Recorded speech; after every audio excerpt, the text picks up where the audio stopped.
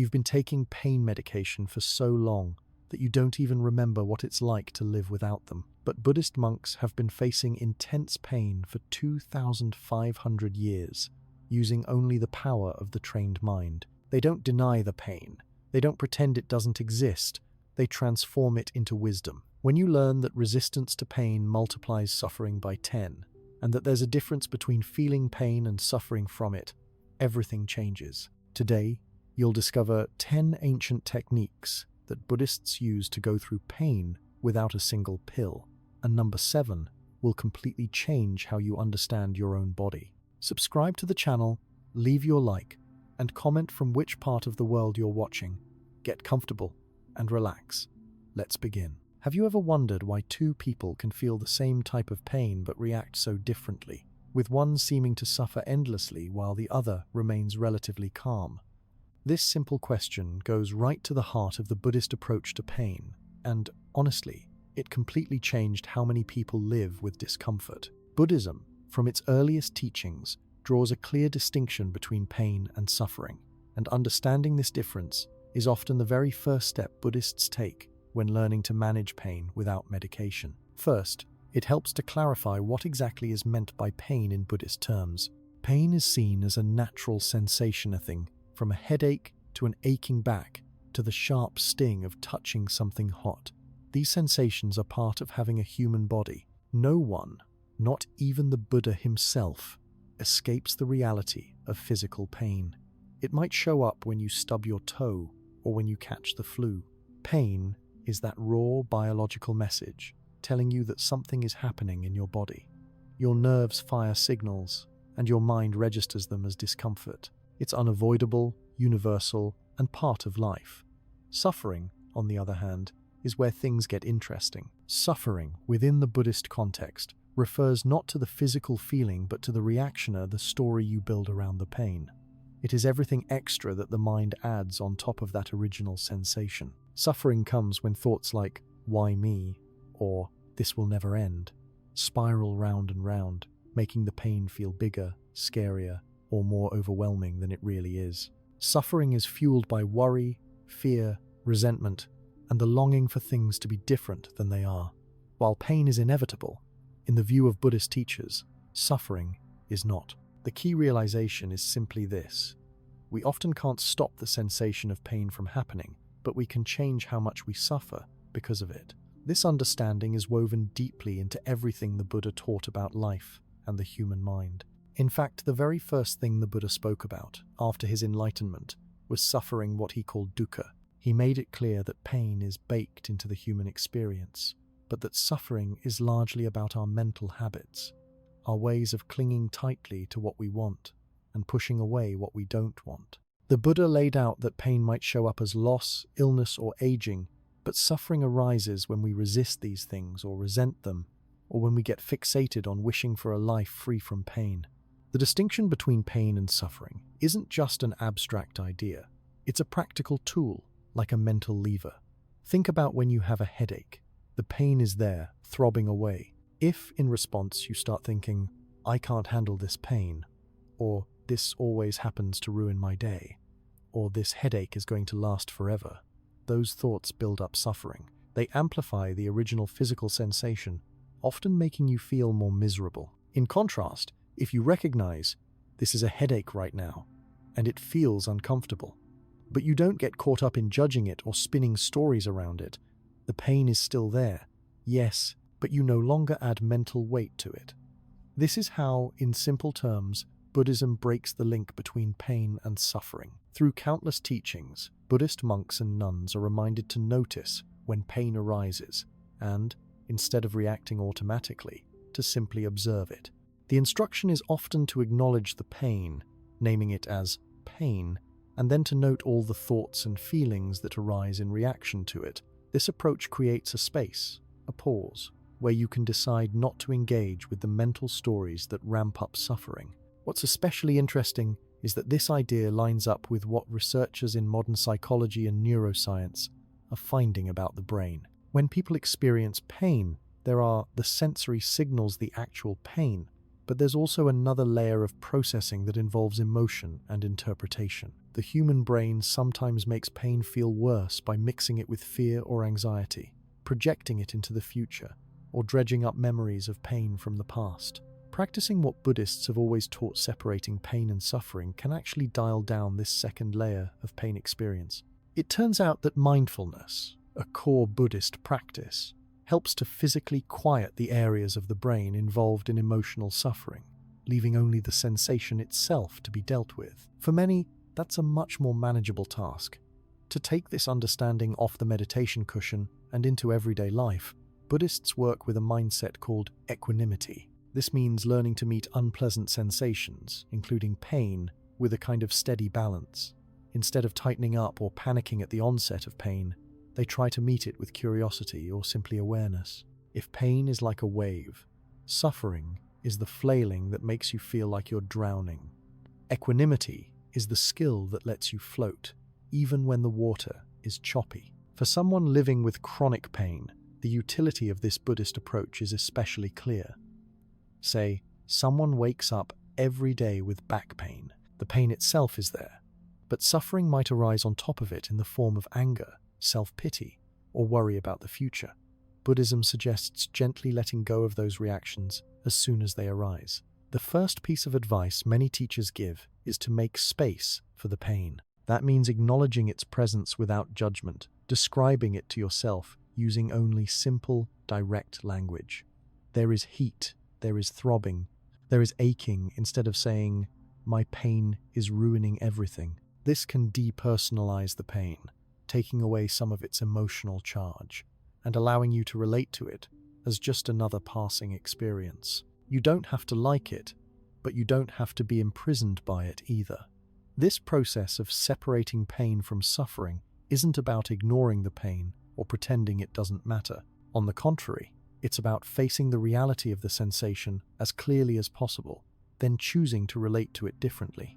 By doing so, Buddhists report that the pain loses much of its sting. This isn't some magic trick for eradicating uncomfortable sensations, but it does transform the way those sensations register in the mind. It's about changing the mental relationship with pain, not the pain itself.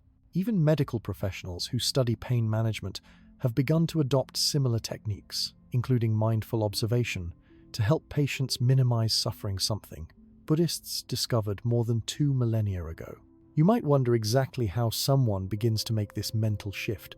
In Buddhist practice, the starting point is often simple awareness, becoming mindful of the next time an unpleasant sensation arises. The teacher might suggest the following steps, repeated often until they become second nature. First, simply recognize when pain appears in the body. Next, notice any thoughts that show up about the pain, such as dread, frustration, or the urge for escape. Then, gently draw attention back to just the sensation, not getting caught up in the mental chatter. Over time, this repeated exercise helps carve new grooves in the mind, allowing a person to respond to pain with more calm and less fear. Some people describe it as turning down the volume on suffering, even if the pain itself still flickers. Throughout Buddhist history, monks have been known for sitting motionless for hours in deep meditation, sometimes despite extreme physical discomfort. Their training centers on observing whatever arises: pain, hunger, tiredness, without clinging to pleasure or resisting discomfort. What's revealed through this steady observation is that pain and suffering do not have to travel together. The pain may persist, but you can learn not to make it personal by wrapping it in stories, frustration, or dread. This skill is not limited to monks. Everyday people living with chronic pain, severe illness, or even temporary injuries have discovered that they too can change their relationship to discomfort through this lens. A classic Buddhist parable, known as the 2 arrows, sums up this distinction vividly. The first arrow is the physical pain, that unavoidable sting of being human. The second arrow is the suffering we add through our mental reactions. While the first is inevitable, the second is, with practice, optional. The training is all about learning not to shoot yourself with the second arrow, even when the first one strikes. It's worth mentioning that Buddhism doesn't teach people to become numb or indifferent to pain. Instead, it cultivates the ability to observe pain as it truly is, neither exaggerating it nor denying it.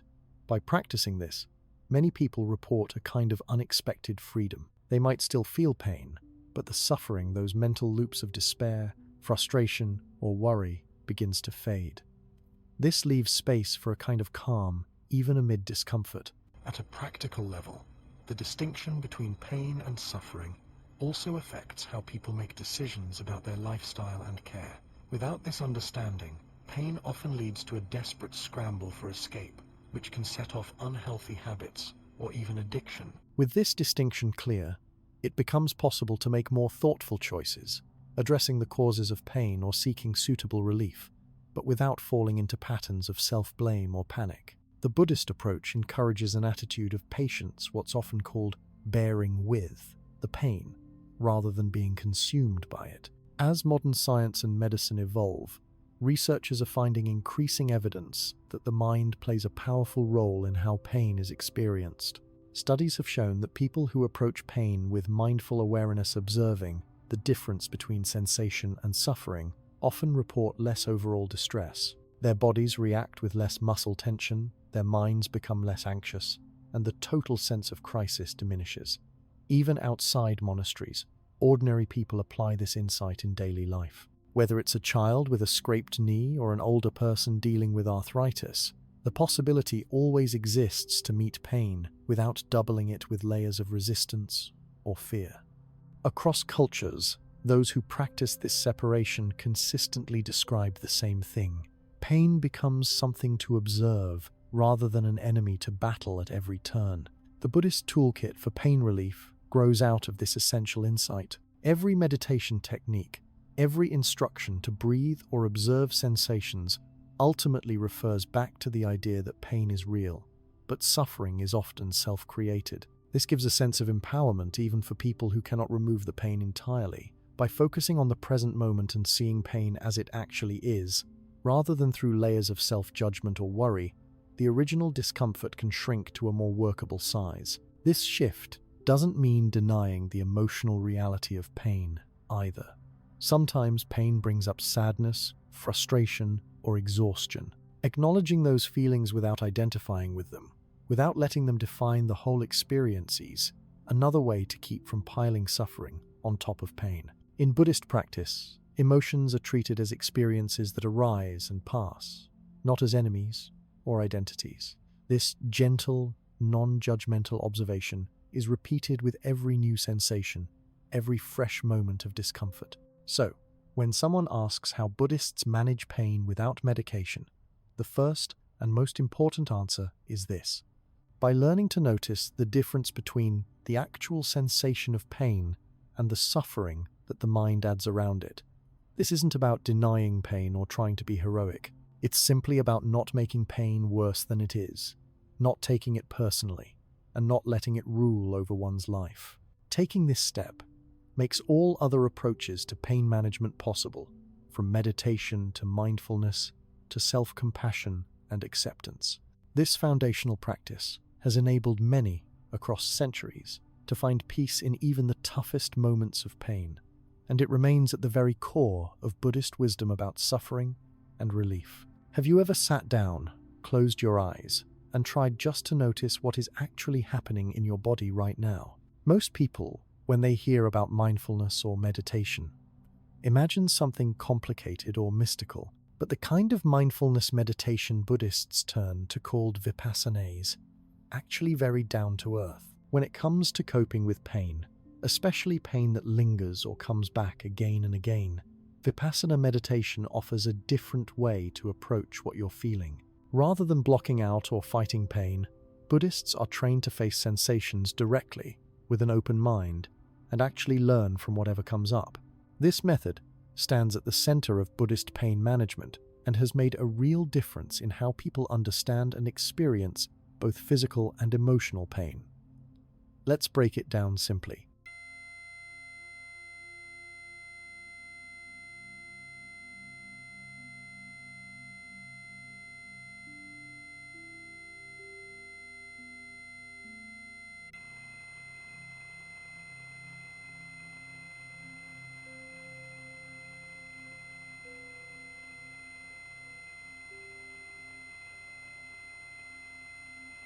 That reaction brings fear, and fear starts to make the pain feel even bigger.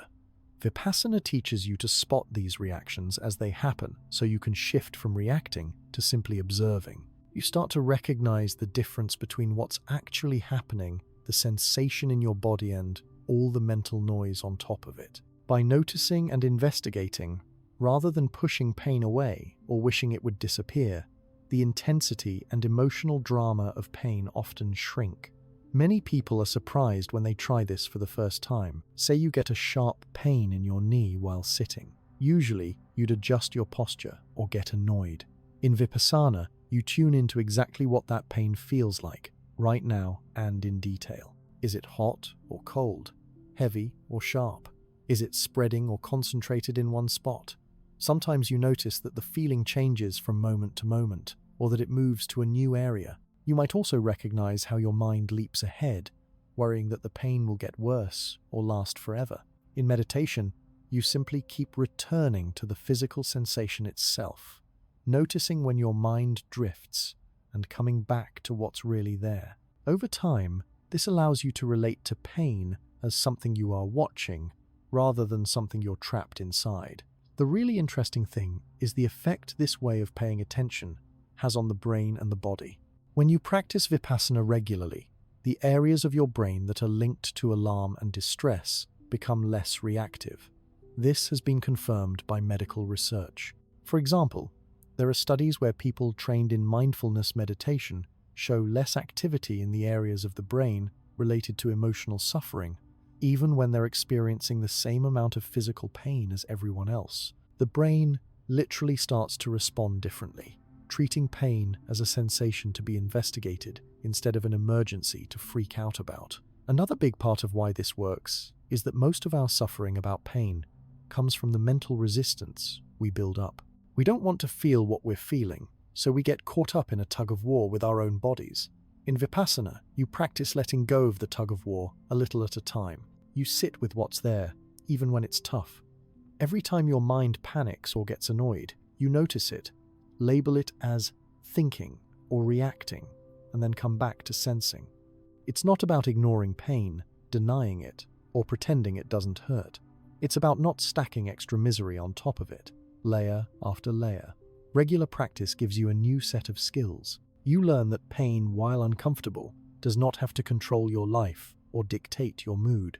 Instead of struggling against each flare-up or letting pain run your day, you meet it with a kind of calm curiosity. Sometimes the pain doesn't go away, but your relationship to it really does change. You also notice all sorts of other sensations you might have missed: a tingle here, a sense of warmth there, or maybe stretches of the body that feel neutral or even good. Pain is no longer the only thing happening. It's just one part of the rich mix of sensations that come and go. Equanimity is a word often used to describe the result. It simply means the mental stability and ease that comes from not being thrown off by highs and lows, by comfort or discomfort. Through Vipassana meditation, you practice developing equanimity by greeting whatever sensations and emotions arrive, pleasant, unpleasant, or neutral, with the same gentle interest. When you experience pain and notice your usual urge to escape, you gently bring your focus back to the experience itself, just as it is. Through hundreds or even thousands of repetitions, your nervous system and your habits start to shift. The grip pain has on your mind loosens a little, and you feel more space to breathe.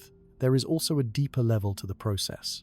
Every time you remain present with pain for even a few seconds without running away or getting swept up in judgments, the brain learns that the sensation, even if unpleasant, does not have to cause panic or overwhelm. The ancient brain circuits that alert us to threat start to stand down a bit. Instead of constant tension, you experience patches of calm, even if the pain remains. Many meditators describe realizing that the fear and tension were as much the problem as the pain itself. By learning to investigate one's own sensations, you can see firsthand how much suffering is created by habit and reaction, not just the sensation. The word vipassana means clear seeing. It is about seeing what is true, without coloring it in with every old assumption or worry. In a pain management context, this means being honest about what you're feeling, but not making it personal or permanent or catastrophic. When you feel an ache or a sharp pulse, you acknowledge it, give it respectful attention, and notice how it changes. Sometimes even intense pain will vary from moment to moment, intensifying and then fading. The practice is to ride those changes, minute by minute, with your attention. Over time, this changes not just your inner experience, but how you talk about pain, how you plan your day, and even how hopeful you feel. In many meditation retreats and monasteries, people are required to sit still for long stretches, sometimes for an entire hour or more. This is not to cause suffering, but to give each person a chance to actually witness what happens inside when discomfort arises. The instructions are to focus on bodily sensations and keep noticing, again and again, the differences between pain, resistance, and the flow of change. Usually, people report that the first few minutes are filled with tension, irritation, or the desire to quit. If they stick it out just noticing, not forcing anything, their mental reactions get quieter, and the pain often seems softer or less overwhelming. The resilience built in these moments transfers into life outside, where all sorts of unpredictable pains and difficulties show up. For someone who struggles with chronic pain or conditions like migraines, fibromyalgia, or back problems, Vipassana offers a very concrete tool. Instead of being told to just breathe and think positive, you're instead encouraged to be honest with what's there while learning to break the loop of reactivity. When a spike of pain arrives, you notice it fast, and before fear or anger can take over, you give your attention to the specifics. Where is the pain? What does it actually feel like? How is your mind reacting? Can you notice the tension in your shoulders, the quickening of your breath, or the thoughts racing about what will happen next? Every time you catch yourself getting swept away, you just return to the sensation as it appears now. A crucial piece of this practice is understanding that just because something feels intense or threatening, that does not automatically mean you need to react with alarm. You have the power to turn towards it mindfully, with as little judgment as possible, and wait to see what happens. Often, the urge to get up or change position is less about the pain itself and more about the anxiety or aversion surrounding it. Sitting with pain in a safe and supportive setting teaches your nervous system that you are not powerless, and that pain, however real, is something you can handle for a moment longer than you thought before. For many, the relief comes not from getting rid of pain, but from getting rid of the idea that they must escape it at all costs. Vipassana meditation cultivates patience and steadiness. As you drop the endless struggle, your mind quiets down, and what once seemed unmanageable now feels more like something you can stay present with, even if just for short periods. The world outside the meditation hall is not always gentle, but people who stick with this practice find that whether they're stuck in traffic, dealing with a headache at work, or waking up at 3 a.m. with discomfort, they carry a new set of tools with them. They know how to anchor their attention, keep from panicking, and ride out their sensations. This meditation is not a quick fix, and it's not about replacing all medical pain relief. For many, Vipassana works best when used alongside whatever other supports are needed: rest, therapy, or medication for those in real acute or severe pain. What is unique about this approach is the sense of agency it restores. People discover they can influence how much suffering pain causes, regardless of whether they can erase every symptom. The training happens slowly, day by day, breath by breath. Let's talk a bit about the specific skills people learn in Vipassana. First is mindful observation, that is, giving your full attention to whatever is happening, whether pleasant or unpleasant. Then, there is non-reactivity, which means noting the urge to run, fidget, or judge, and choosing to let that impulse pass without taking action. Over time, you start to spot patterns, like, I get tense in my stomach every time a wave of pain comes, or my mind catastrophizes before the pain even intensifies. These insights give you the chance to interrupt the loop, replacing knee-jerk panic with calm awareness. The instructions given in Vipassana meditation are usually very simple, even if not always easy to follow. Find a quiet place to sit. Close your eyes if you feel comfortable, and notice your breath or the feeling of your body sitting. When pain arises, bring your attention to it. Instead of labeling it bad, you become curious. What is it? Really pulsing, tingling, stabbing, throbbing, buzzing? If thoughts pull you away, you gently acknowledge them and return to the direct sensation. This training, repeated over time, carves new pathways in your brain, teaching your mind to meet pain with steadiness, not with alarm. It is also worth noting how this process works with emotional pain.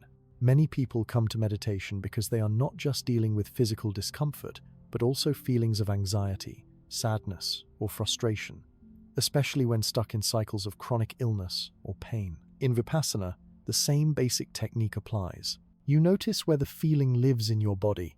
Acknowledge the emotions, sometimes even label them, like sadness, fear, or anger, and then open to the experience without getting stuck in it. As with physical pain, emotional suffering grows when we resist, avoid, or judge what we're feeling. Another result of regular Vipassana practice is increased self-awareness. You become much more sensitive to the early signs of tension, stress, or pain, so you can respond with self-care before things spiral. You also spot the difference between useful signals from your body and the noise of old habits or fears. This helps you communicate better with health professionals, family, or friends about what you're feeling, because you're connected to the real experience, not just the panic or judgment riding on top of it. For people skeptical about meditation, it can help to look at some of the research that supports these effects. Studies conducted over the last several decades have included brain scans that show lower pain-related activity in people who have practiced mindfulness for just a few weeks.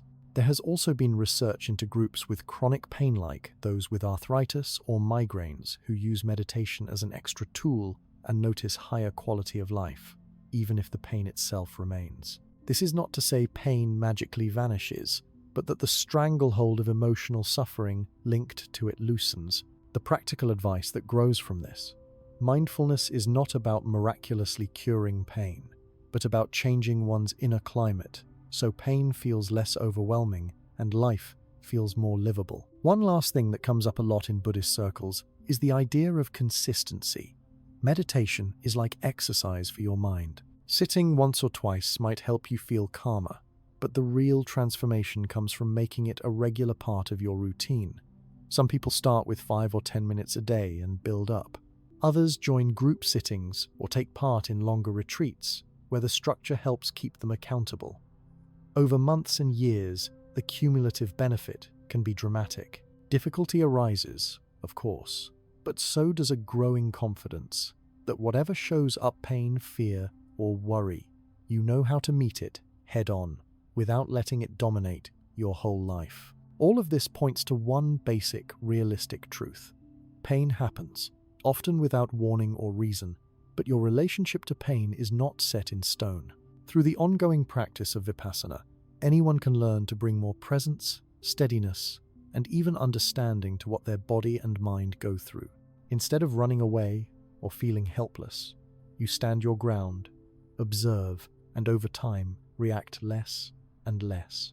The pain may remain, but it is only part of the whole story, no longer the only thing happening, and certainly not a reason to give up on living fully and well. Vipassana gives people an accessible, practical way to work with life as it is, discomfort and all, and to find new freedom in the very places that once felt unbearable. For many people dipping their toes into Buddhist meditation, one of the biggest practical discoveries comes when they try out focusing on the breath, what's called anapanasati. After spending some time practicing just observing pain and noticing how the mind reacts, this technique can feel like a genuine anchor. The breath, after all, is always available, and you don't need any special equipment or even a particularly quiet place. The simplicity of this method is probably a big reason why it's remained central in Buddhist communities for thousands of years. People all around the world find themselves drawn to it, not because they expect miracles, but because it brings a steady kind of support at moments when pain or stress are front and center. Picture what often happens when a pain flares up: a sudden headache, joint ache, or even an emotional sting. The first impulse for most people is to tense up, hold the breath, and brace for impact. It's almost automatic. This is where Anapanasati comes in as a game changer. The instructions are simple, but not always easy. Bring your attention to the feeling of your breath as it moves in and out. Maybe you notice the coolness of the air entering your nostrils, the movement in your chest, the gentle rise and fall of your belly. You don't have to breathe in any particular way. At first, just let your attention rest with whatever sensation feels clearest and most natural. Why does this matter for pain? Focusing on the breath offers a way to ground attention in the present, so the mind doesn't get swept away by anxiety about the future or regrets about the past. If pain is intense or distracting, the breath is like a home base you can keep returning to. Each inhale and exhale is an event you can observe. Say your mind starts to get overwhelmed by thoughts of, how long will this pain last? Or, why is this happening? Instead of getting lost in those spirals, you notice the thought and then gently shift focus back to the physical reality of the breath. This act of gently redirecting attention can, in itself, soften the edges of pain and take some of the pressure off. It doesn't make the pain vanish, but it does make it feel less like you're being chased around by it. Over time, as you practice this, something new often becomes clear. The breath and pain do not interact in the same way as your mental stories, and pain do. The breath is always changing but steady, reliable, a bit like a metronome. Pain fluctuates too, but when you root your attention in the breath, you create stability so that when pain spikes, it doesn't have to take over your entire sense of what's happening. Even if you can only keep your attention on the breath for a few seconds at a time before being drawn back to pain, those seconds are still hugely valuable. They give the nervous system a break from the cycle of tension and release that usually comes with discomfort. A lot of people notice that by focusing on breathing, their bodies physically begin to relax, even if there's still some pain present. When you are tense or scared, your breath often becomes quick and shallow, which in turn can ramp up stress hormones and make pain feel worse. Slowing things down and bringing attention gently to the breath often calms things down, signaling to the body that it's okay to ease up a little. In fact, a growing number of scientific studies support this effect. People using breath-focused methods see drops in heart rate, lower blood pressure, and reductions in stress hormone levels. For someone dealing with chronic pain, this can mean the difference between feeling caught in a feedback loop of anxiety and being able to find moments of calm, even in the middle of a difficult day or night. By repeatedly returning to the breath whenever pain or strong emotion pulls attention away, people learn a kind of resilience.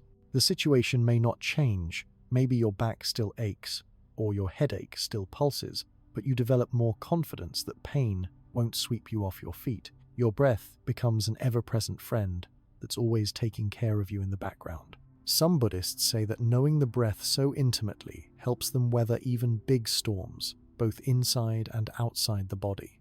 Another powerful aspect of this approach is how it helps with the emotional layer of pain. Anytime pain arises, there's usually some reaction: fear, frustration, annoyance, or even sadness. These feelings can flood the mind faster than the body can even process what's happening. When you practice anapanasati, each breath acts as a reset button. You can acknowledge the emotion that comes up, naming it in your mind if you want, but you don't have to get caught up in the story. You simply return attention to the inhale, then the exhale, letting those small rhythmic moments be enough. This is not about forcing yourself to ignore pain, but about building a steady habit of moving attention back to something safe and ever-changing, even when everything else feels chaotic. As your practice deepens, you might start to notice a closer link between breath and pain. Many people realize that their breathing naturally changes with pain speeding up, becoming shallow, or momentarily pausing. Watching this change without judgment, and then gently guiding the breath back to a slow, steady rhythm, can sometimes help break the intensity of painful episodes. The body, sensing that things are stable and safe, tends to relax a bit more. Over weeks and months, meditators often report that even when pain hits unexpectedly, just the muscle memory of focusing on the breath helps them handle it with more clarity and less panic. You don't need to set aside hours each day to get benefits from this practice. In fact, many people do it for just a few minutes waiting for an appointment, lying in bed at night, or sitting at a red light. The trick is consistency. Each time you guide your attention away from worrying and back to your breath, you're slowly rewiring your brain. You teach yourself that pain is only one thread in the fabric of experience, and that your attention can move with more freedom than you previously believed. Breath-focused mindfulness is also flexible. People with different types of pain, whether it's something physical like arthritis or more emotional like grief, can use this approach. Students often start by counting breaths up to 10 and starting over, or feeling the coolness as they breathe in and the warmth as they breathe out. If the pain or discomfort is severe and keeps disrupting the attention, even noticing this happening is part of the practice. There is no failing at it, just opportunities to practice moving back, over and over, from discomfort to breath, from distraction to anchor. You might be wondering why the breath is used instead of some other physical sensation. The answer is partly historical, but also practical. The breath is always moving and is always with you. Unlike some other bodily sensations, the breath is gentle and doesn't usually trigger extra judgment or aversion. Plus, focusing on breathing automatically connects you with your nervous system and the body's rest and digest processes. By paying attention to and gently lengthening your exhale, you can further settle your heart rate and send signals of calm to your whole being. People sometimes encounter moments when the breath itself feels awkward or uncomfortable, especially if they're anxious or in pain. In these cases, Buddhist teachers often recommend not forcing anything. You can let your attention rest on another part of the breath, maybe the rise and fall of your chest, or even the gentle pause at the end of each inhalation or exhalation. If focusing on breath isn't possible for a period of time, noticing sensations in the hands or feet, or connecting with the feeling of touch where your body meets the chair or the ground, can also provide a similar anchor. The emphasis, again, is on patience with yourself. Just as pain comes and goes, your ability to concentrate will come and go too. There will be days when it's easy to settle in with the breath, and other times when your mind jumps around non-stop or is clouded by discomfort. Every time you notice this happening and gently return your attention, you're building mental strength and teaching your mind not to give extra power to pain's demands. For people who are skeptical or new to meditation, one way to test out the benefits is this. Next time you feel pain coming on, see if you can bring attention to the moment you first notice it. Take 2 or 3 deliberate breaths, really feeling what it's like to inhale and then to exhale. Notice whether your body relaxes even slightly during those breaths. Sometimes people only feel a tiny difference, but over time, these tiny moments of calm add up and create a bigger buffer between yourself and the pain. In group meditation settings or retreats, Anapanasati is often taught early, sometimes as early as the first day. Some teachers invite participants to practice for 5, 10, or 15 minutes every morning, just focusing on the breath and gently guiding attention back whenever it wanders. Others recommend integrating it into daily life, taking mindful breaths during daily routines like brushing your teeth, washing dishes, or walking to the bus stop. Over weeks and months, the mind learns that it can move out of automatic pilot mode, and that includes not giving pain center stage all the time. One quality that people develop with breath awareness is perspective. When pain feels overwhelming, attention locks in and it's hard to see anything else. Dropping your focus into the rise and fall of the breath is like zooming out, reminding yourself that even during challenging moments, life is bigger than just discomfort. There's air moving in and out, heart beating, noises in the background, lots happening at once. This expanded awareness can help shrink pain's hold, making it one aspect of your day rather than the one thing that defines you. Another benefit of this practice is that it can be done anywhere and at any time, not just on a meditation cushion. Parents use mindful breathing when caring for children. People with demanding jobs might use it to steady themselves before meetings or during moments of high stress. It becomes a portable, accessible tool that you can take wherever you go. The more regularly you use it, the more natural it feels. For people coping with anxiety about their pain or anticipating it before it even arrives, focusing on the breath is a practical way to interrupt worry and bring the mind back to manageable, concrete reality. Some practitioners notice, after several months of consistent practice, that their relationship to pain has completely shifted. They may still experience discomfort, but they no longer feel utterly at its mercy. The breath is there as a continuous guide, something to return to whenever the mind gets stormy or the body feels tense. This new habit can even improve sleep, because focusing on the breath at night helps turn down ruminative thoughts that might otherwise keep you awake. It's important to keep expectations realistic. This method may not erase every pain or instantly provide relief every time. Rather, it builds steady resilience so that the experience of pain isn't as overwhelming or intolerable as it once was.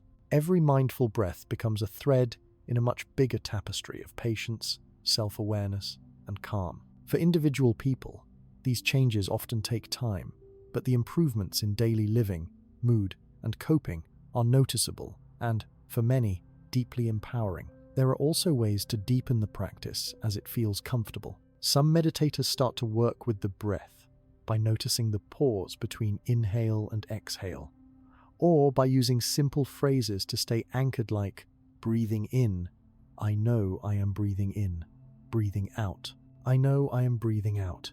Some eventually integrate gentle movement, like walking meditation, to connect breath, body, and awareness even more fluidly during daily life. The core remains the same. When pain or discomfort arises, attention can always return to the rhythm of breath, offering a sense of security and steadiness. Through all these small daily repetitions, attention slowly becomes more flexible and the body less reactive. It doesn't mean becoming cold or numb to pain either. You still feel what's happening, but the urge to panic or resist gets dialed down. You begin to trust that no matter where you are or what you're facing, you have at least one reliable tool to help you meet each moment without being overwhelmed. In this way, breath awareness in Buddhist practice is less about turning away from pain and more about building a stable relationship with it. Over time, the breath acts both as a reminder of the present moment and as a gentle support through uncomfortable patches. Instead of letting pain call all the shots or drag your mind in circles, you meet it with the steadiness and rhythm of your own breath. Through this grounding routine, Buddhist practitioners slowly change how they experience and respond to pain, creating more calm space and possibility even on the toughest days. Sometimes, even after you've gotten the hang of breathing mindfully and paying attention to the physical sensations of pain, there's another layer that grabs your attention: the way you feel about the pain itself. Maybe it's the frustration over an ache that just won't go away, or the irritation with your own body, or that lonely, heavy feeling when it seems like nobody else really understands what you're dealing with. Buddhist teachings make a big point of looking at this aspect, the relationship you have with your own pain.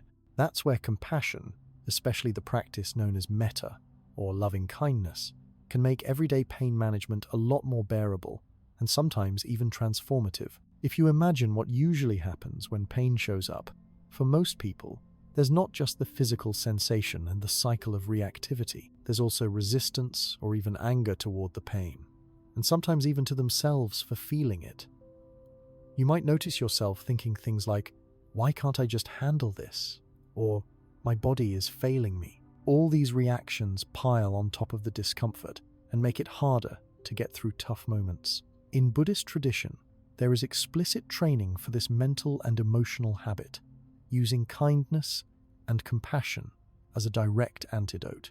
Metta, which is often translated as loving kindness or just goodwill, is not about pretending to like the pain or convincing yourself that everything is great. Instead, it's about responding to what's actually happening with as much warmth and gentleness as you can. The way Buddhist practitioners go about this is usually very simple but surprisingly powerful. It starts with acknowledging the basic fact: you are in pain, this is hard, and that deserves at least as much gentle support as you would give to a friend or loved one in the same situation. So rather than telling yourself to toughen up or ignore your pain, you practice bringing a soft mental attitude, essentially, "May I be at ease. May I find some relief," or even just, "May I be kind to myself in this moment." For plenty of people, especially those who grew up thinking they should just power through discomfort or ignore how they feel, this can be really difficult at first. It might seem strange, awkward, or even a bit pointless to offer kindness to oneself. But Buddhist teachers remind students that kindness is not a luxury, it's a practical tool. that actually changes the way the nervous system and brain respond to stress and pain. Scientific studies over the past decade have looked at people practicing loving-kindness meditation and found that offering compassion to oneself triggers the release of calming chemicals in the brain, slows the heart rate, and actually lowers the perception of pain over time. It's important to see how the practice of compassion is very different from just wishing pain away or indulging in self-pity. The tone isn't "poor me," but rather "this hurts, and I can offer myself support right now." In meditation sessions, metta practice usually begins with simple phrases repeated slowly and silently in the mind. Some traditional phrases are, "May I be safe," "May I be free from suffering," "May I be healthy," "May I be at peace." You can use any wording that feels natural. The core thing is the intention to direct genuine kindness and goodwill toward your own suffering. When you actually sit with pain and use metta, it goes something like this. First, you notice where the pain or discomfort is, and you acknowledge it. Then, instead of tensing up, you consciously relax your face, jaw, shoulders, and chest. You might put a gentle hand on the spot that hurts, if possible, or just imagine warm, friendly attention being sent to that area. As you breathe, you let your mind send kind wishes to yourself. "May I feel a little easier here? It's okay to rest. I'm doing the best I can." The effect can be surprisingly physical. The body often responds to this softer approach by releasing some of the tightness or bracing. Even if the pain remains, the suffering around it, the part fueled by resistance and frustration, can start to loosen up. Over days, weeks, or months, practicing compassion for yourself in this way has a way of shifting your whole relationship with discomfort and with your own body. Many people find that once they stop blaming themselves or their pain and instead turn toward it with kindness, they stop feeling so isolated or defeated. You're no longer fighting yourself. This doesn't just make pain more manageable in the moment, it helps prevent that slow drip of bitterness or despair that often builds up over years of struggling with chronic pain or health issues. Something else interesting happens as you practice loving kindness toward yourself. Your attitude toward other people often softens too. Living with ongoing pain often brings plenty of frustrations. Maybe doctors can't give you answers, family members don't always understand, co-workers are impatient, or you feel like the world's moving on without you. Sending metta or compassion to yourself often makes it easier to feel patience and empathy for others who are struggling. It's a sort of ripple effect, which Buddhist teachers emphasize as a natural part of the practice. When kindness becomes your default, you spend less energy on anger, comparison, or feeling misunderstood, and more on making your own daily life a bit lighter. For anyone who prefers a more practical example, therapists and pain specialists sometimes borrow these ideas in what's called self-compassion training. They invite patients to talk themselves through tough moments, much like they would comfort a friend, using soft language, easy breathing, and calming self-talk. There's growing scientific evidence that regular self-compassion practice can dial down the intensity of pain signals in the brain and speed up emotional recovery after discomfort. The immune system gets a bit of a boost too, simply because the stress response isn't being triggered constantly. There is no one right way to start a loving-kindness practice. For some, it feels natural to begin every morning by repeating a few short phrases wishing well-being and safety not only to themselves, but also, eventually, to people they care about. Other people wait until pain flares up and then take a few moments to breathe, relax, and silently offer themselves a little encouragement. "I'm hurting now, but it won't last forever." Or, "It's okay to feel this. I'm here for myself." Some people like imagining warm light or gentle colors spreading through the body. Others prefer just the steady feeling of a hand on the heart or the belly as they breathe. The important part is the intention, noticing pain or emotional struggle and shifting from harshness to warmth as often as possible. It's completely normal to have moments when the old habits show up. Thoughts of weakness, shame, or "I don't deserve kindness." That's just a sign to double down on gentleness, not to blame yourself. Sometimes people find it helpful to remember the way they would care for a child, a pet, or a good friend in distress, and offer that exact tone to themselves. With time and repetition, this kind approach can dramatically change how you handle setbacks. Instead of spiraling into despair, you catch yourself and meet the moment with more peace, or at least less panic. On the worst days, maybe the pain is just a little softer or a little less frightening. On better days, you might even find yourself feeling gratitude for your own patience and for small moments of relief. People dealing with pain often talk about the feeling of being at war with their own bodies. Buddhist compassion practices aim to end that sense of conflict and replace it with acceptance and support, not giving up, but shifting the goalless fixing and more caring. With metta, every time you come back to a phrase or a moment of patience, you're teaching your mind and nervous system a new path. The kindness becomes muscle memory, making it easier to call on even when stress is high or pain is intense. It also helps to know that sending loving kindness to yourself is not about magical thinking or ignoring important medical treatments. Many people find that when they approach their pain with less inner criticism and more warmth, they make choices that serve their overall health. They're less likely to push through when they need rest, or to skip care appointments, or to isolate from friends and family. Compassion is permission to pace yourself, to speak up for what you need, and to let your body have the time it needs to recover or adjust. In some Buddhist guided meditations, the practice might also extend beyond yourself, which can be helpful if you notice pain bringing up a lot of resentment, jealousy, or comparison. After offering metta to yourself, you can think of someone else who's suffering, maybe a friend, a neighbor, or even someone you find difficult, and offer similar wishes. May you find relief, may you know peace, may you be safe and comfortable. This isn't about minimizing your own experience, but rather about remembering that pain and struggle are just part of being human, and nobody is immune from tough times. That broader perspective can help soften any tendency to feel uniquely cursed or singled out by pain. As you make room for compassion in your routine, you might also notice a general improvement in how you approach daily tasks and stress. When kindness is baked into your day, your threshold for frustration gets a little higher, your patience gets a little longer, and your sense of isolation tends to shrink. People who live with pain often say that, over time, metta has helped them become less reactiveless, likely to snap at loved ones, or get caught up in cycles of guilt or anger. You become more skilled at getting through hard patches without letting them ruin your sense of who you are or your hope for the future. Some people use written reminders during the day notes on their mirror, a gentle phrase as a phone screensaver, or an encouraging message in their calendar. These might seem like small things, but they work as cues to reset your attitude, especially when you feel symptoms flaring or energy dipping. Even hearing your own voice inside your head saying, "This is hard, but I can be gentle with myself," can trigger a shift in how you respond to pain. Of course, things aren't perfect all the time. No practice, even one as grounded as metta, will wipe out all suffering or make pain disappear on command. There are ups and downs. Some days your patience will run out, and other days compassion might come more easily. The key is consistency and the willingness to keep returning to kindness. Over months and years, the new pattern becomes your default. You still notice pain, but you relate to it differently.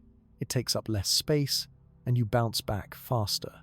It's also worth mentioning that compassion helps with the social impact of pain. When you treat yourself more kindly, it's easier to accept help from others, to communicate more clearly about your needs, and to avoid isolating out of fear or shame.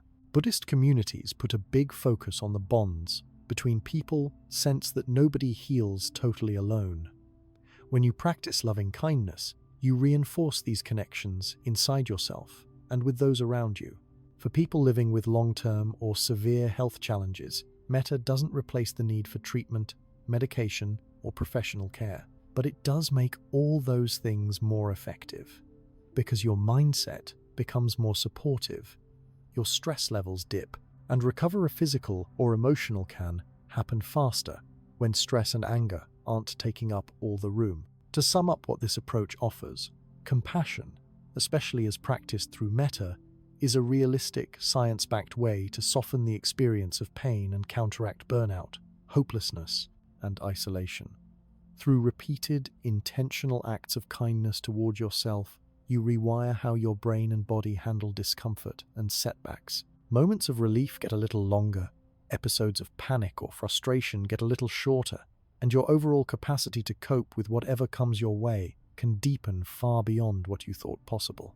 Eventually, the steady habit of bringing compassion to pain over and over, breath by breath, day by day makes life with discomfort not just survivable, but actually gentler, more hopeful, and more connected to what matters most.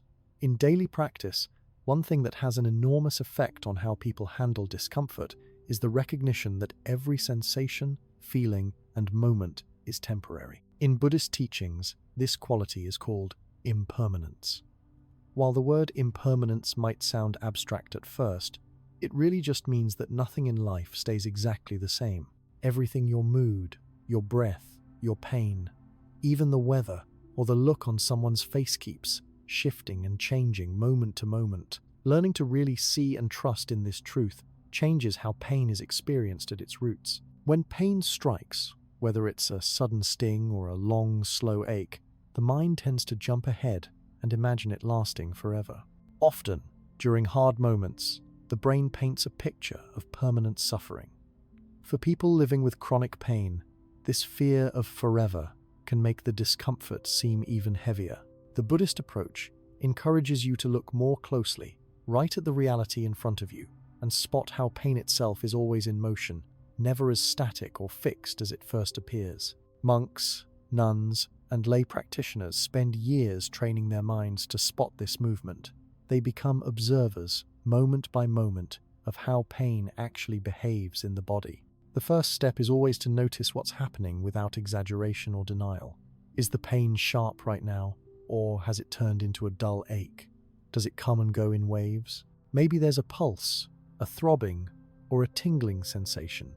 If you pay attention, the pain almost always shifts in quality, location, or strength. Sometimes it grows, other times it fades, and often almost without noticing you'll catch a second or two when it's barely there. This skill of watching for changes, even tiny ones, is not about wishing pain away. It's about being totally honest with yourself, tracking what's real in your experience, and recognizing that the forever story is just that, a story. Many meditators say that the simple realization that pain is not unchanging brings a kind of relief all by itself. Your mind can take a break from the panic that says, "This will never end." Building this awareness of impermanence takes practice, and it doesn't work like flipping a switch. Usually, it starts small. Throughout the day, if pain flares up, you pause and check.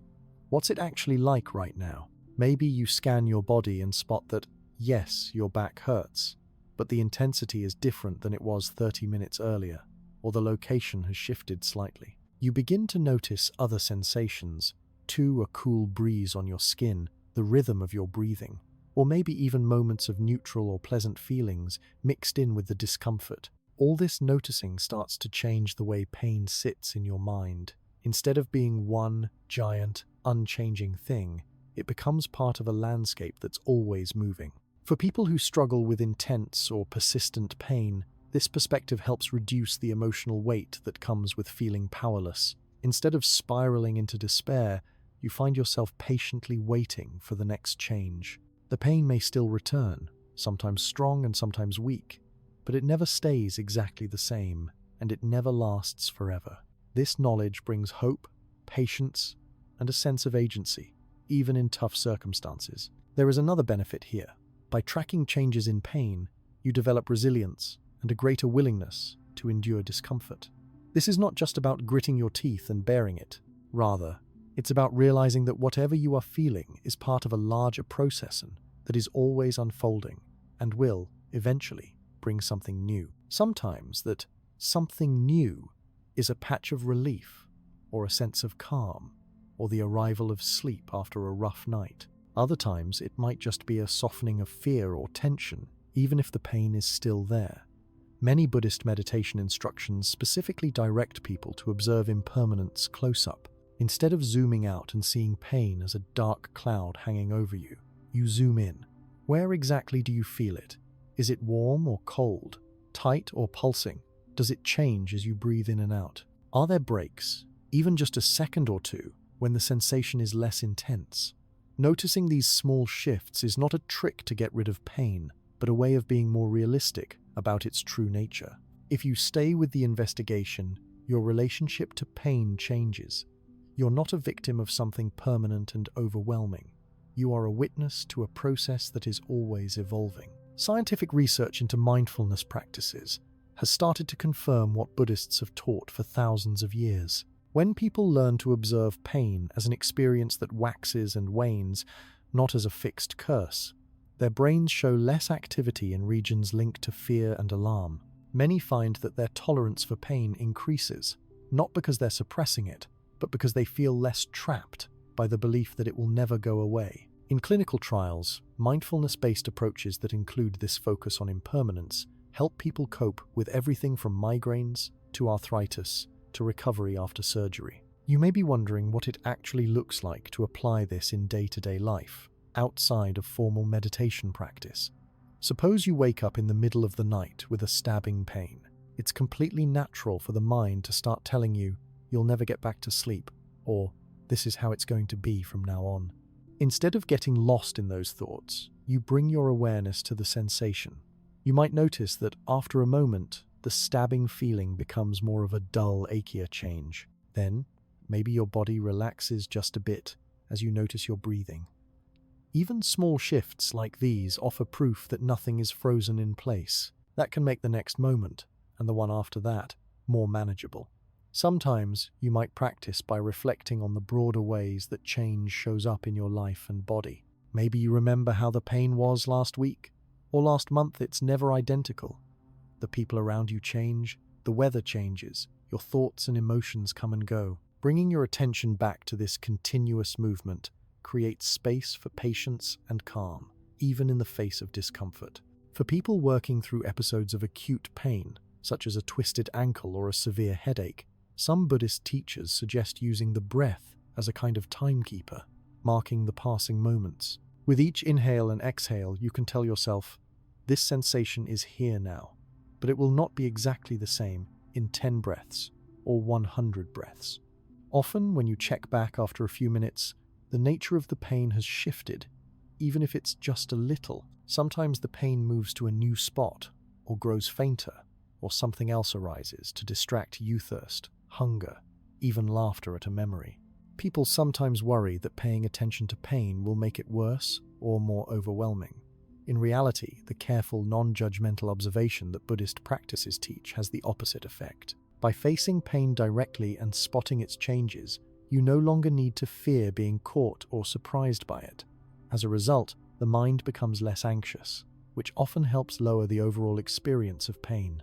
There's also a strong social dimension to the teaching of impermanence. Buddhists gather in communities to remind each other, through shared stories and meditation, that tough times, including pain, are shared experiences and always passing. This sense of shared humanity eases the feeling of being isolated with discomfort or uniquely unlucky.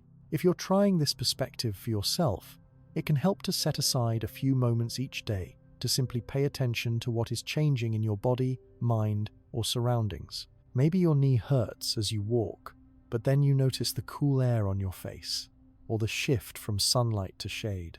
Throughout the day, sensations and feelings keep swapping places, coming and going in a never-ending flow. Each time you notice, this feels a bit different than before, you are practicing seeing impermanence in action. This attitude also fosters hope, especially when healing takes longer than expected or pain becomes part of daily life. Recognizing that even the most stubborn discomfort has moments of relief and brief helps you trust in the bigger picture. You learn to savor positive changes, no matter how small, and trust that other changes will come. People who live with severe or long-lasting pain often mention that grasping the truth of impermanence stops them from catastrophizing. Catastrophizing means expecting the worst at every turn and believing painful moments will define every day or year ahead. Understanding that pain always ebbs and flows stops these thoughts from taking hold as much as they used to. Instead of bracing for a lifetime of misery, people find themselves waiting patiently for shifts, no matter how subtle. In Buddhist monasteries, regular reflection on impermanence is built into daily routine. Between meditation sits, chanting, and chores, monks are asked to notice how energy levels, moods, and even the sounds around them transform all the time. When pain visits a headache during morning chants or sore muscles after a long work period, they approach it with the same curiosity, knowing from experience that it will run its course. Bringing impermanence into the conversation with healthcare providers can also give you a voice in your own care. Instead of describing your pain in absolute terms, "It's always unbearable, I can't get relief," you can begin to notice and report the specifics, such as, "It was more intense in the morning but softened by lunchtime," or "It moves from my hip to my thigh during the day."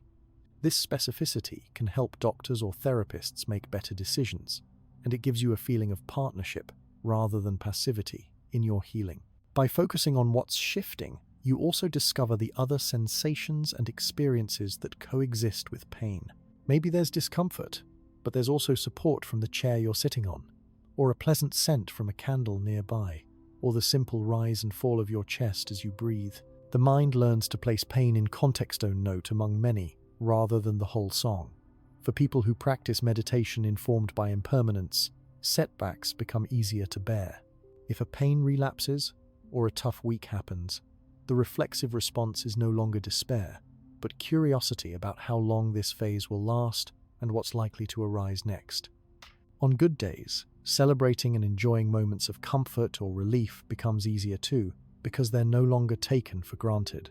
Over the years, Buddhist practitioners are known for a calm patience, even in long-term struggles. This is not because they are immune to suffering, but because they have trained their attention to look for change, trusting in the simple fact that all things, including pain, are temporary. The saying, "This too shall pass," isn't just a cliche for them. It's something they witness every single day. Bringing impermanence into your toolbox doesn't mean forcing yourself to be happy or pretending pain isn't a problem. It means being honest about what you're feeling and pairing that honesty with an openness to whatever comes next. If pain is severe, you apply patience. If pain softens, you give yourself a moment to breathe a little easier. Sometimes, just getting through 1 hour at a time is enough, and watching how each hour is a little different is a victory. Learning to see every sensation, good or bad, as temporary also softens your attitude towards yourself and your body. Instead of blaming yourself for not healing fast enough or for needing more time, you begin to understand that bodies are always changing, healing at their own pace. That patience and understanding encourage rest, self-care, and more realistic expectations, all of which help with overall well-being. What's remarkable is that this perspective doesn't require any spiritual beliefs or rituals. It's just a matter of noticing, with care, what is actually happening moment by moment. The more you tune into the changing nature of your experience, the more resilient and hopeful you become, even in the face of pain that doesn't disappear right away. And each time you spot small changes in sensation, mood, or thought, you're giving your mind a little extra breathing room. This habit of noticing what shifts over time transforms daily coping with pain into something not just manageable, but sometimes even empowering. Instead of waiting for a magic cure or fix, you become your own scientist and caretaker, patiently riding the waves as they come. So, with each new day and each experience, simply recognizing the truth of impermanence can soften suffering and bring you back to the present, where the only thing that's constant is change. By trusting in that simple, ongoing movement of life, pain loses much of its power, and a deeper sense of patience, hope, and perspective takes root, helping to carry you through whatever comes next. Welcoming change in your day-to-day life and realizing that nothing lasts forever can bring a lot of calm. But it's also true that how you see yourself in the middle of pain makes a huge difference. Something that stands out in Buddhist practice, and that people sometimes find a bit surprising, is the training in what's called non-attachment. Basically, this means learning not to glue your sense of self to pain or whatever struggle you have. When you hear people talk about not identifying with pain, it's not just an idea to think about, but a real practice you can use to loosen pain's psychological grip and reduce how much it takes over your experience. Let's talk about what this actually looks like for someone dealing with real discomfort, either physical or emotional. It's natural for anyone to say or think, "I am in pain," "My back hurts," or "My head is killing me." The way the mind handles things, it takes whatever is happening right now and wraps it up in a little story about me. It's not only the sensation itself, but also the beliefs tied to it, thoughts like, "This is always going to be my issue," or "This is who I am now." Those thoughts pull pain even tighter into your identity, making it seem like it defines everything about you. Buddhist teachers encourage people to test out a small but powerful shift. Instead of seeing pain as personal, something you own or embody completely, just notice it as a phenomenon happening in your awareness. This means observing the pain as a visitor or a neutral event, not the whole definition of yourself. This may sound subtle, but over thousands of years, Buddhists discovered that a lot of our suffering actually comes from treating pain as mine or me. When you drop that habit, you take away one of the biggest sources of emotional suffering layered over the top of the physical discomfort.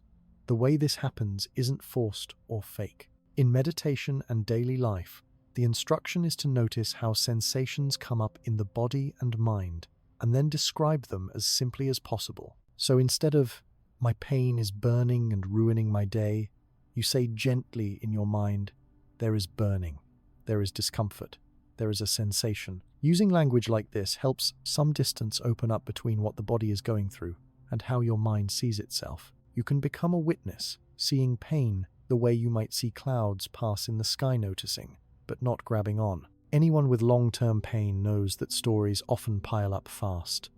"Nobody understands what I go through," or "I'm broken because I have this," or "Nothing works for me, I'll always be stuck." These stories then trigger more emotions like hopelessness, anger, and anxiety. Non-attachment isn't about pretending you don't have those feelings, but about recognizing that they're stories and experience just as passing as moments of pain or relief themselves. When you start to see every sensation and emotion as part of a flow rather than a personal identity badge, your relationship to pain shifts in a surprisingly practical way. How does this look in real life? Suppose you wake up and pain is the first thing you notice. It's easy to fall into a swirl of thoughts, especially if this has happened many times before. With non-attachment, you invite yourself to step back and observe. Right now, there's pain. Also, there's breathing happening. There's a bird outside. There are other sensations in my body. This doesn't erase the pain, but you don't let it take up the whole space of your mind. Over time, this habit helps deflate the pressure and fear that so often tag along with discomfort. That practical shift of perspective carries into actions and choices through the day. People who practice non-attachment report feeling less desperate to escape pain at all costs, and more able to engage with other things, like work, family, or small pleasures. You can notice when your mind wants to cling to pain, turning it into the main character of your day. When this happens, just the act of saying, "That's a thought or a worry, not a permanent truth," creates some breathing room. There's another interesting angle here. In group meditation, you often hear the instruction to treat every sensation pleasant, unpleasant, or neutral with the same attitude of viewing rather than grasping. People learn to let things be, even when they want to hold on to comfort or chase away discomfort. This even-handedness or equanimity is helped along by non-attachment, because you remember that you are not the sensation, you are the observer. For those with intense pain or fluctuating symptoms, this means you can acknowledge what's present without being pulled under by it every single time. Research on mindfulness and non-attachment shows why this is more than just a mind trick. When people separate their sense of self from their experience of pain, areas of the brain linked to emotion and threat become less agitated. Stress decreases, the nervous system calms down, and pain often becomes more bearable. Practically, this means you might feel the same ache or sting, but you no longer feel overwhelmed or like pain is running your life story. There are simple, almost everyday ways to begin experimenting with non-attachment. If you feel pain, try labeling it in third-person language. There is tightness in my shoulder, instead of my tight shoulder. Each time you notice yourself using possessive language, gently switch to neutral, observing words. As you practice, catch your thoughts as they flare up, especially the ones that try to sum up your whole life with your current experience. This is happening now, but it isn't all of me. In these moments, non-attachment isn't coldness or denial. It's a friendly reminder that pain is part of your life, not the sum total of it. This skill isn't only useful for physical sensations. The same methods work with tough emotions like sadness, anger, or anxiety. You can notice, there is sadness here right now, rather than, I am sad and always will be.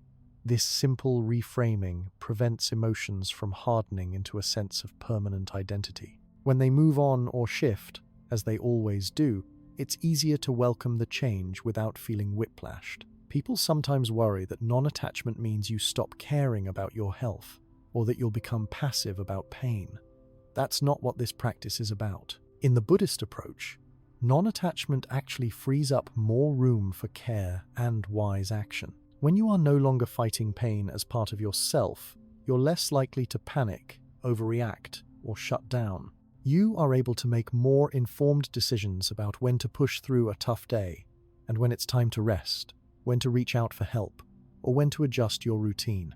Daily life offers plenty of small tests for this practice. Say you have a migraine or sore muscles from work. Instead of bracing, tensing, and thinking, I can't take this, this is ruining everything, you switch to observing.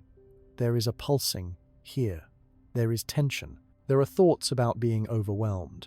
Just seeing these as events not yours in a heavy way, but happening in a larger context helps lower the emotional charge.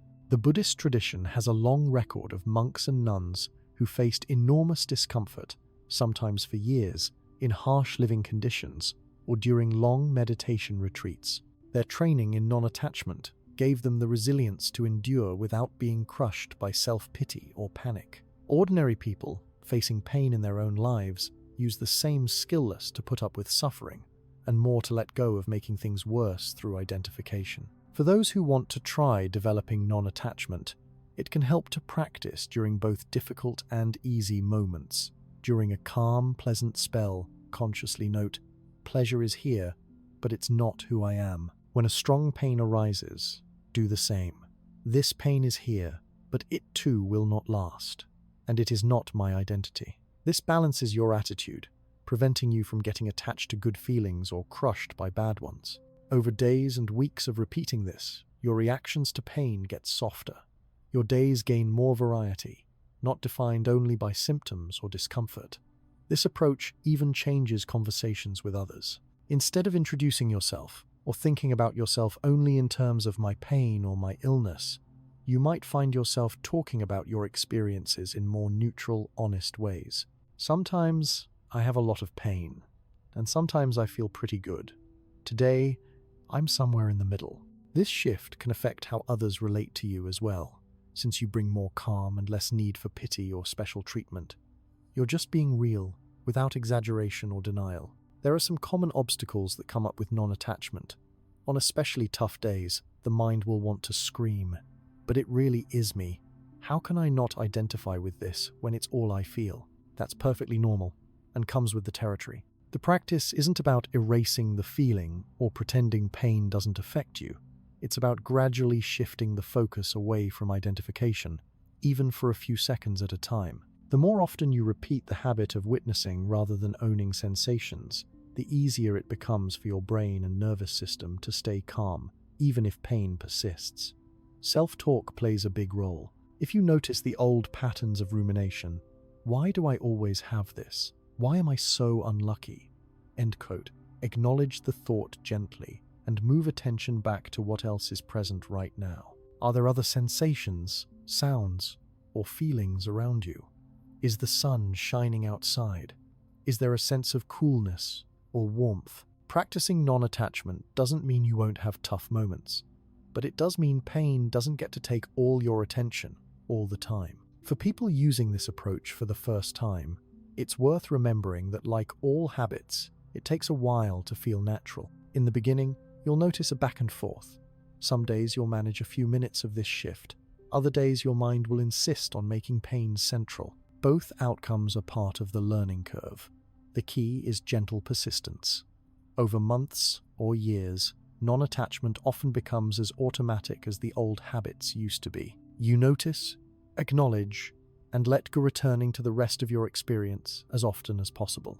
Non-attachment can also be supported by simple reminders in your daily environment. Some people keep a mantra or statement nearby, such as, "This is happening, but it's not all of me." Instead of bracing yourself for each new wave of pain, you meet it with this attitude. "Here it is, but I am more than this." Practicing in this way taps into the ordinary strength you already have and helps pain take up less space in your daily life. When you share this way of seeing with friends or loved ones, they may notice your attitude about pain becomes more balanced. You're neither pretending everything is fine nor fixating on symptoms, and this makes social life, work, and even family routines more manageable. In this sense, non-attachment isn't about cutting yourself off from life. It actually lets you be more present for whatever shows up. It's also worth saying that non-attachment doesn't mean neglecting your needs, skipping treatment, or ignoring what's happening. People who bring this mindset into their care routines are often better at communicating clearly with doctors, family, or co-workers about what they actually need, since they see pain as just one aspect of their life, not its headline. There's a practical payoff to sticking with this practice too. As you begin labeling sensations neutrally and returning to a sense of witnessing rather than owning, your nervous system gets more balanced. Stress hormones drop, muscles may unclench, and the wild swings from hope to hopelessness become less extreme. All of this supports better rest, healthier choices, and a wider emotional range, not just the pain identity over and over. So at the end of the day, non-attachment in Buddhist pain management is about loosening the mental grip that pain has on your idea of who you are. It's not about being cold or indifferent. It's about claiming your right to a bigger sense of self, even with discomfort in the mix. Pain is something happening in your body and mind, not the whole story of your life. Through the simple, repeated practice of observing, labeling, and letting go, you open up to more ease and possibility, returning again and again to what's present without letting pain set all the rules. Stepping back from that kind of mental grip pain can have on your sense of identity makes room for something practical and empowering that's very common in Buddhist circles: the detailed exploration of the body through what's called the body scan. In day-to-day life, it's so easy for your focus to narrow in on the spot that hurts the most. When your back aches, all your awareness seems to squeeze down into that single ache, and other feelings in your body fade into the background. The body scan helps you shift that, giving you a wider perspective and a new way to relate to discomfort, one that's rooted in awareness and choice, rather than in habit or panic. The body scan is an approach where you systematically move your attention through the whole body, often starting at your feet and working up to the top of your head, or the other way around. Instead of zeroing in only on what hurts, you bring a gentle, curious awareness to every part. You notice sensations without trying to change them, maybe the feeling of warmth in your feet, tension in your calves, coolness along your skin, or a steady pulse in your hands. You notice when there's discomfort, but you also catch plenty of spots where the sensation is neutral, or sometimes even pleasant. If you've ever watched someone new to meditation do a body scan, you'll spot a few things right away. At first, they might try to rush through painful areas, or actually brace and tense up as they approach a place that's been sore for a while. But as the practice continues, and with some gentle guidance, you notice them slowing down, getting curious about each new spot, and even being surprised by what they find. Most people realize there's almost always more happening in their body than the pain that seems so dominant. The ache might be sharp in one place, but nearby, there's just warmth, or maybe a sensation of lightness or tingling. This way of moving attention is revolutionary if you're used to letting pain call all the shots. The body scan can be done sitting, lying down, or even standing. Some people choose to do it before bed, first thing in the morning, or whenever pain flares. The steps are simple. You pause and turn your focus towards your toes, perhaps noticing pressure, warmth, or nothing in particular. You keep your awareness there for several breaths. Then you shift to the soles of your feet, the heels, the ankles, and so on, traveling up through the legs, hips, belly, chest, hands, arms, and finally the face and head. Sometimes you choose where to linger, based on what feels most vivid, but the idea is to give equal, calm attention to every region, as best you can. One of the big discoveries people have when doing this is that pain is rarely as fixed or solid as it feels at first. For example, you might think, my shoulder hurts, but when you bring gentle attention there, you might realize it pulses with your heartbeat, or the intensity spikes and fades, or the discomfort shifts around depending on your posture or breath. You observe the pain changing moment by moment, sometimes more, sometimes less, sometimes blending in with sensations that are completely neutral. By including your whole body in your awareness, the pain gets placed in context. It's there, but it's no longer taking up all your mental space. This practice isn't only for the moments of pain, by the way. It also teaches you about the times when sensation is neutral or positive. People find, again and again, that they were missing out on noticing all these parts of the body that are just there, functioning quietly, or offering pleasant feelings, a sense of cool sheets, the comfort of clothing, a gentle breeze, or even the rhythm of your chest moving as you breathe. The body scan brings out the full range of your experience, not just the trouble spots. Some people think that paying close attention to pain will make them more sensitive to it, or that it will be harder to bear.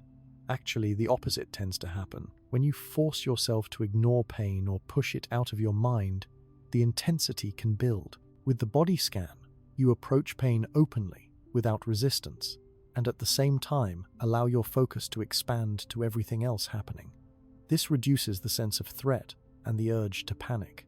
Your body might react with a drop in tension, a slowing of your pulse, or a general sense of space opening up internally. Another benefit is that the body scan teaches you to differentiate types of pain and discomfort. Maybe your knee throbs, but your lower leg buzzes. Your left hand feels cool while your right hand tingles. This detailed information can help you communicate much more clearly with doctors, physical therapists, or anyone supporting your health journey. You're able to describe what you feel without exaggeration or avoidance, which gives you more power and partnership in your care. Over time, doing the body scan builds resilience. The consistency of checking in with all your sensations, no matter if they're pleasant, unpleasant, or neither, trains the mind to be present without jumping into stories or what-ifs. It deconditions you from flinching away from discomfort or making pain your entire focus. Scientific studies actually back up these experiences. Meditation retreats often include several body scan sessions a day, and researchers have noticed that participants show lower levels of stress hormones and even report lower intensity of pain after a week or two of practice. People with chronic pain, like back pain, arthritis, or nerve pain, often say that routine body scans gradually shift their lives from being pain-centered to being much wider and richer. They still notice pain, but they also notice parts of their body that are comfortable, alive, or rested. You might be wondering how long it takes to notice benefits from this. Some people say that even after several days of adding the body scan to their morning or nighttime routines, they begin to talk about pain differently. They say things like, "There is pressure in my back, but my legs are relaxed and my hands feel light." Others find it takes weeks or months for their relationship with pain to change. The great thing is that you can do a short version in 5 minutes or a long version in 45, and both have value. The only thing that matters is bringing honest, gentle attention. There's also a ripple effect into other parts of life. Many people find that when they get used to observing sensations in the body this way, they become less reactive in stressful situations. At work, at home, or out in the world, their minds are more flexible. Emotions pop up and pass away. Stress feels less consuming, and their sense of their own body is fuller and more balanced. When starting out, people sometimes use guided audio instructions. These can walk you through each section of your body, step by step. If guidance is not available, a simple technique is to silently say to yourself, "Now feeling toes, now feeling the soles of my feet," and so on. Some meditators visualize a gentle light or warmth moving through each region, helping them focus and bringing a sense of care to each spot. If pain is especially intense in one place, the tendency is to hover mental attention right there and nowhere else. The body scan gives you permission and even the encouragement to keep moving. You never have to force yourself to stay with what's unbearable. Instead, as you reach a tricky spot, you note what's the numbness, heat, sharpness, or ache linger, just long enough to acknowledge it, and then let your attention continue to another part. You might circle back later, but there's always a kind permission to keep the focus broad and mobile. There's a practical side to this too. Discovering that some parts of your body feel pretty good even when pain is lurking elsewhere can give you moments of rest and relief without reaching for medication or distraction every single time. Those moments can serve as a reset for your nervous system, helping reduce overall fatigue, improve your mood, and boost motivation to stick with your self-care routines. For some, lying in bed or sitting quietly with a body scan can uncover emotions stored in the body: tension in the stomach, tightness in the jaw, or fluttering in the chest. When these pop up, you treat them the same as physical sensation. Just observe, acknowledge, and allow them to be there without pushing away or clinging. There's flexibility in how you use this practice. Some people do a slow, full-body scan once a day, maybe in the evening as a transition to sleep.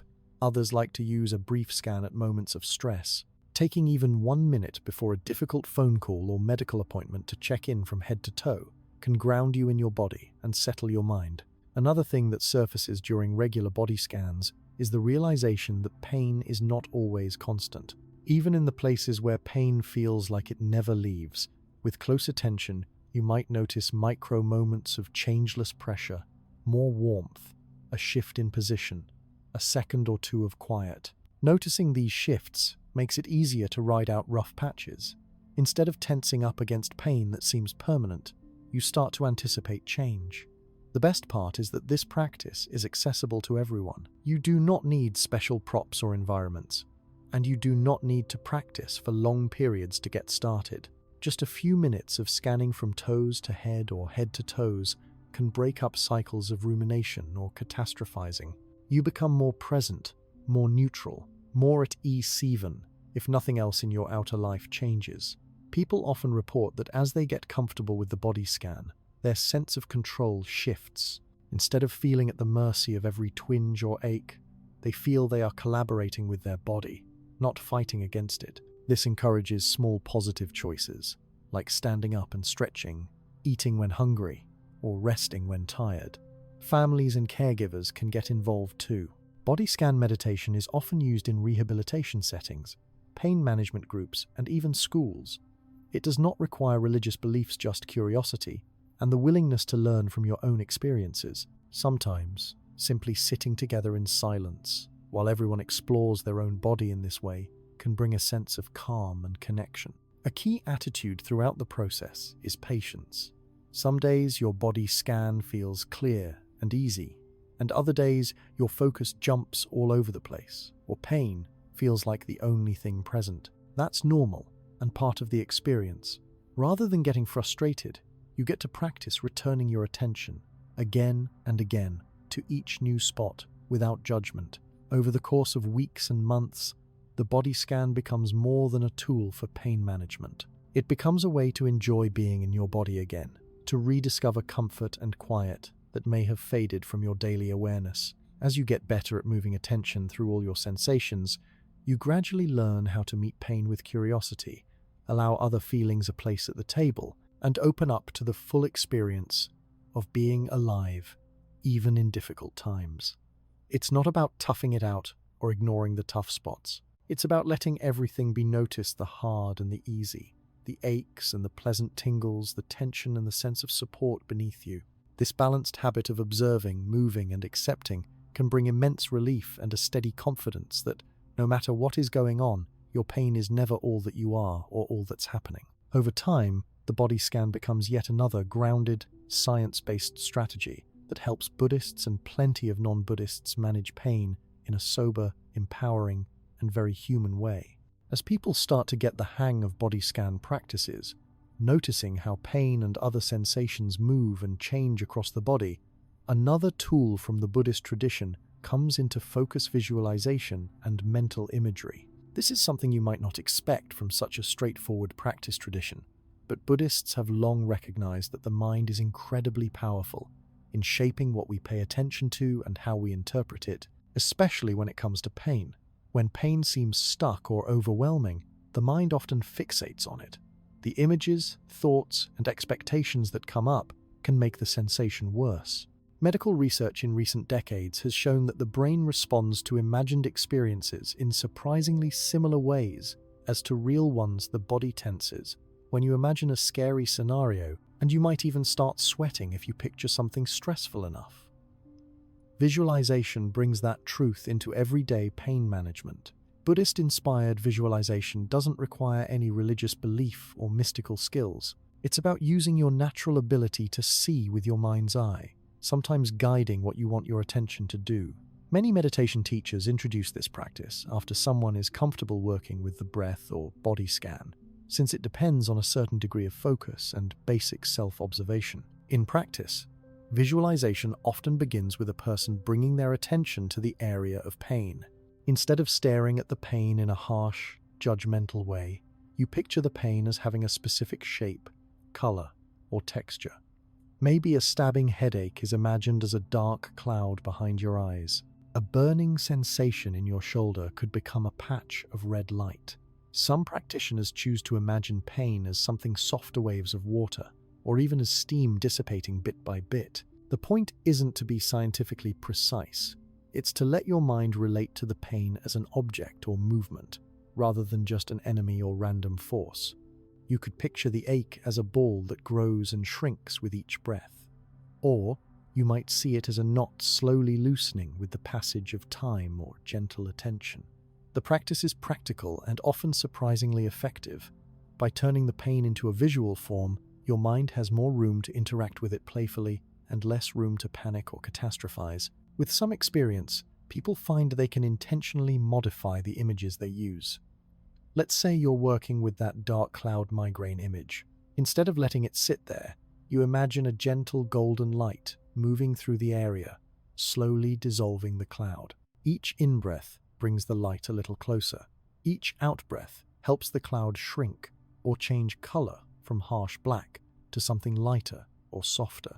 This simple act can sometimes lead to a real sense of relief, maybe not the end of pain, but a reduction in intensity or a greater sense of control. Another common visualization technique is imagining warmth, kindness, or healing flowing into the painful area. On the in-breath, some people picture drawing healing energy, sometimes light or color, into the body. On the out-breath, they visualize tension and pain leaving, like smoke drifting away. Others may use imagery inspired by nature, a cool river flowing through a spot of heat, or wind dispersing concentrated tightness. What matters most is that the images feel accessible and natural to you. There's no correct or incorrect way to do this. People who stick with visualization often report becoming much more flexible in their responses to pain, rather than getting mentally stuck in the idea of "this is all bad." The very act of turning the experience into moving images creates psychological space. Many times, pain calms down just a notch or two as you pay mindful attention to the visualization. It's common for practitioners to feel less afraid or helpless, even when pain is still present, because their attention has learned to do something practical and creative, rather than falling into automatic fear. Visualization can be especially useful for people who struggle with pain that is unpredictable, or that spikes unexpectedly. If, for instance, back pain rushes in during a meeting, or when you're out and about, there isn't always time or space for a lengthy meditation session. But you can close your eyes briefly, take a couple of steady breaths, and imagine holding the area in a field of gentle light, or picturing the discomfort as a passing shape instead of a permanent feature. This is not about ignoring pain or pretending it doesn't exist. It's about changing your relationship to it. And interestingly, by treating pain as something you can visualize and interact with, you may feel you are doing something active, not just passively enduring. Scientific research into visualization for pain relief has been growing since the 1970s, and more in the last 20 years. Studies have shown that when people with chronic pain use guided imagery, their pain scores often drop. This method works particularly well for people dealing with arthritis, fibromyalgia, headaches, or recovery from surgery. Hospitals in countries around the world use visualization scripts to ease discomfort during medical procedures or to support patients after injuries. One of the key advantages is that visualization works even when pain medications have reached their limit, or when someone wants to reduce reliance on medication. Over time, people can begin to feel less powerless and more involved in their own healing, not in a magical thinking way, but as a practical skill for managing what their nervous system is telling them. The flexibility of this method is one of its strengths. Some people develop their own favorite imagery, a cooling sensation for burning pain, lightness for heaviness, gentle, spacious colors for pressure. Others use guided tracks from trained teachers. Over time, these images can become personalized, helping you access relief and calm at a moment's notice. Children or teenagers dealing with pain also benefit from imagery, since they're often naturally creative and quick to use their imaginations. Parents or caregivers sometimes guide them through imagining their pain as a cartoon character melting or floating away, or a big ball shrinking until it disappears. Even in adults, brief, playful imagery can interrupt the tendency to tense up and brace against pain, which often makes it worse. In Buddhist tradition, advanced visualization is sometimes tied to specific rituals or teachings, but the basic principle has always been simple. What you do with your mind changes what you experience in your body. Current neuroscience backs this up. Scans of people practicing visualization show changes in brainwaves and neural patterns. The same networks that register sensory pain calm down when something positive or neutral is imagined, replacing the painful sensation. It's normal for the mind to wander during this practice, especially in the beginning. Rather than viewing this as a failure, teachers suggest just gently, kindly returning your attention to the chosen image each time you notice you've drifted. If creating your own images feels challenging, guided meditations or audio recordings can provide structure until the skill feels more natural. Some people combine visualization with mindful movement, using gentle stretching, walking, or even yoga. As you move, you picture the discomfort becoming more fluid or light, less stuck or hard. Others use visualization as a final step, after breath awareness or body scanning, bringing all the elements together for a more complete sense of relaxation and control. One of the biggest shifts people report is a sense of agency. When you are flat out with pain for days or worried that you're losing options, realizing you can picture something different for just a minute at a time reminds your nervous system that you have choices. That sense of choice and capability is deeply empowering. Visualization is also private and portable. You can use it in bed, at work, during travel, while standing in line, or waiting for an appointment. Once you've found a few images that fit your needs, it can take less than 60 seconds to interrupt a pattern of rumination and open up a bit of mental breathing room. With more practice, some people expand imagery beyond just pain. They might set intentions for their day using positive visualization, or imagine themselves moving comfortably, returning to activities they've enjoyed in the past. Others picture supportive friends, loving mentors, or even imagined guidance from spiritual figures, anything that brings a feeling of support and connection. Notably, Buddhists often add an element of compassion to their visualization, especially when pain stirs up feelings of isolation or frustration. You might picture sending warmth or good wishes to the sore spot, or even seeing your whole body as held gently in a field of care. Compassion-based imagery can work in tandem with pain-focused visualization, deepening the sense of safety and acceptance, regardless of pain's intensity. There are a few simple tips to make the most of visualization. Choose images that feel neutral or comforting, rather than violent or aggressive. Be patient and gentle with yourself if the mind veers off, or if pain seems to fight back in the middle of the practice. Remember that there is no single right way. What matters is finding images and sensations that bring down your tension and offer you a sense of peace, even if only momentarily. For those who struggle with persistent pain, keeping a notebook or short audio journal can help. Jotting down which images felt soothing and which weren't as helpful lets you build up a toolbox for future flare-ups. With each success, even small, confidence in the method grows.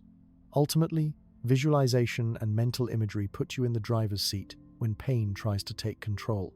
Instead of reacting with dread every time discomfort arises, you have a concrete action you can take home rooted not in denial, but in the recognition that the mind and body are partners. By guiding what you imagine and how you focus, you can directly influence your body's response, your mood, and your resilience. Over time, the steady habit of using imagery complements all the other techniques you might use, like mindful breathing, compassion practice, or non-attachment. Together, they create a web of supportone that is grounded in science, experience, and a very human capacity to adapt. Visualization is not a substitute for needed medical care or medication, but it is a valuable practice for anyone looking to expand their toolkit. Even on the bad days, it provides a moment of light, relief, and possibility, reminding you that your imagination can help shift even the toughest experiences into something a little more workable, a little more comfortable, and a little more forgiving. Consistent practice in guiding your own mind and using imagery builds an inner environment where pain is less frightening and more manageable. But there's another level that's deeply woven into Buddhist life: the effect of ethical living. When you hear Buddhists talk about precepts, right action, or even the idea of karma, it's not some abstract code for monk-like purity. It's a practical, daily approach that shapes peace of mind, often affecting how the body reacts to pain and how much suffering comes along with it. A lot of times, pain doesn't start and end with the body. The mind tags in, and how peaceful or stormy you feel inside can intensify or soften your experience of pain. The Buddhist tradition puts real emphasis on this connection. When your mind is weighed down by guilt, regret, or worries about your choices, pain is usually harder to tolerate. If you live in a way that leaves you mostly at ease with yourself and others, honest, fair, patient, considerate, you tend to meet pain with less resistance and fear. The idea is straightforward. If your daily actions and words align with your values, your conscience is lighter, and your nervous system is not in fight or flight mode all the time. When stress or inner conflict is high, pain can trigger panic and helplessness. When the mind feels solid and undisturbed, pain is just another sensation, not a complete crisis. Buddhism teaches several basic precepts, like not harming others, telling the truth, avoiding stealing, sexual misconduct, or intoxication. These aren't enforced by fear or threats. They're practical suggestions for creating an inner sense of integrity and safety. If you aren't lying, cheating, or picking fights, you don't worry about being found out. Your relationships function better, your sleep is deeper, and your mind calms down more easily. Now, for people dealing with chronic pain, this can be a game changer. When you feel at peace with how you're living, when you act with honesty, treat others and yourself kindly, and take responsibility for what's in your power, you're less likely to add mental anxiety to already difficult physical symptoms. For example, a person who feels incomplete or guilty about something they've done may tighten up, sleep poorly, or find their thoughts racing as soon as pain flares. The mind loops on the past, making every ache heavier and harder to bear. Ethical living doesn't mean you never make mistakes, or that judgment never creeps in. It's about your orientation, your tendency to clean up after yourself in relationships, to apologize when needed, and to treat yourself with the same fairness as you try to extend to others. This tends to generate a sense of wholeness and self-esteem that gives resilience in hard times, including pain. Think about how much agitation and tension are driven, not by pain alone, but by extra worries. Did I do the right thing? Will someone hold this against me? Can I live with myself? When those layer up, even a mild headache or sore muscle can feel like torture. But when you've repaired what you can, try to do your best, and don't hide from your actions. You waste less energy on regret and fear. Buddhism also brings karma into this, in a practical daily sense, not as supernatural fate. The idea of karma is that your actions now have consequences mainly on how peaceful or agitated your mind and body are. If you plant seeds of kindness, patience, and honesty, those are the crops you'll harvest. The same is true in reverse. If negativity or cruelty is your habit, the mind and body often soak up stress, making pain more severe and persistent. Ethical living can also mean simplicity. Many people who try meditation and Buddhist lifestyle routines aim to remove unnecessary drama or chaos from their days. They cut down on gossip, stop picking unnecessary arguments, and keep life at a steady pace. This simplicity gives the nervous system a rest, and for many, this actually leads to less intense pain, more predictable emotional states, and easier sleep. If you ask someone who's returned from a meditation retreat, they often say one of the best surprises was just how calm and steady life feels when you live in community and stick to ethical guidelines. Meals are shared, schedules have a rhythm, people talk honestly and treat each other fairly. Even tough aches and stiffness start to feel like passing events rather than major emergencies, in part because there's very little tension building up inside. In more ordinary life, these practices can start with basic self-inquiry. Ask yourself at the end of the day, was I honest in my work and relationships today? Was I generous with my time, patience, or attention? Did I clean up mistakes I made, or at least try to? These small choices add up over weeks and months, leading to a kind of core stability. So when pain, disappointment, or illness strikes, the internal ground holds more steady. This isn't about perfection. Everyone slips up. Buddhist teachings stress that everyone is learning, and progress matters more than spotless records. The real impact comes from awareness, intention, and course correction. The more you practice, the less likely you are to stay tangled in guilt or hostile states. Each day becomes a new chance to set a wiser direction. This focus on ethical living and calm conscience shows up in medical studies too. People with supportive relationships and steady routines, those who minimize conflict, show less stress-related inflammation, recover faster from setbacks, and even report less pain overall. The mind and body are connected in real, physiological ways. Chronic stress makes conditions like arthritis, fibromyalgia, and even migraines worse. A life aimed at kindness, truth, and responsibility is less likely to set off those stress triggers all day long. Some Buddhists tie this idea of karma and ethics to their attitude toward discomfort and illness. They see each flare of pain as a potential moment for self-reflection and growth.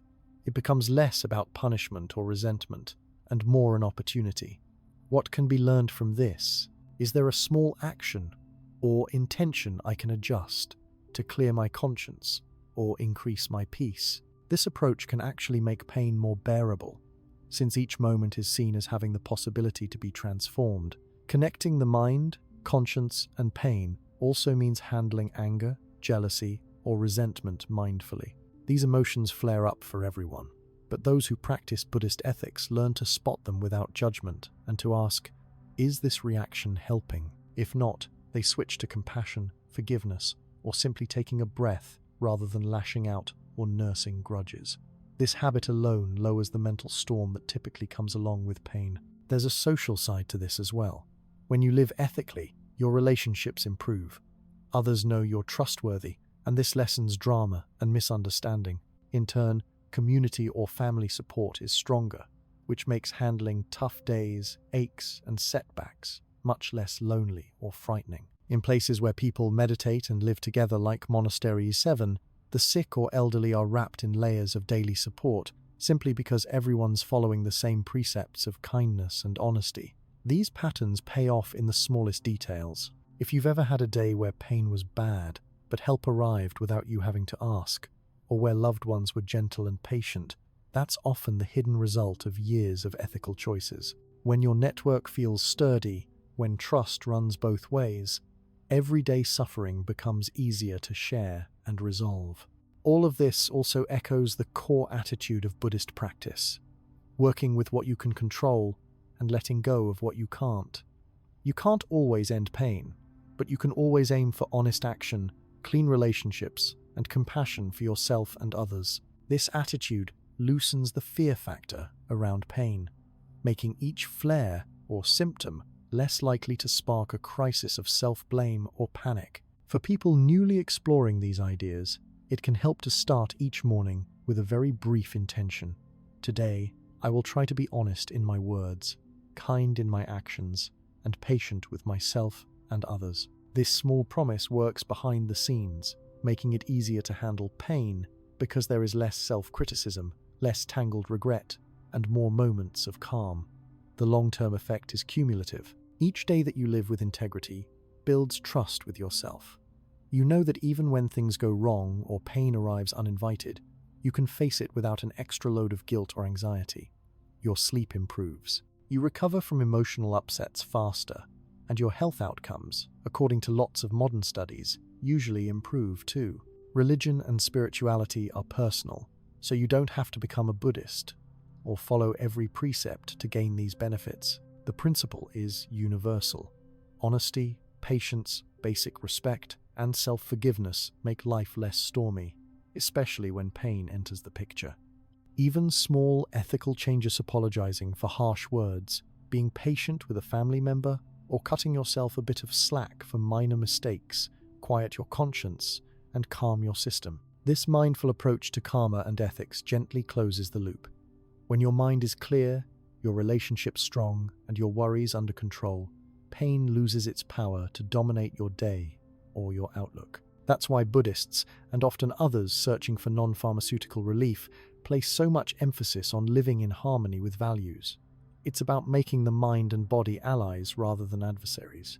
Pain may not disappear, but your capacity to move through it, to bounce back, and to remain hopeful even in tough times, grows with every kind gesture and honest choice you make. So much of Buddhist pain management comes down to this practical integration. Breath and body awareness merge with a steady conscience and a cultivated peace of mind. Ethical living is not a side note, but one of the strongest supports possible for anyone seeking gentle, real-world ways to shrink the suffering that so often travels with pain.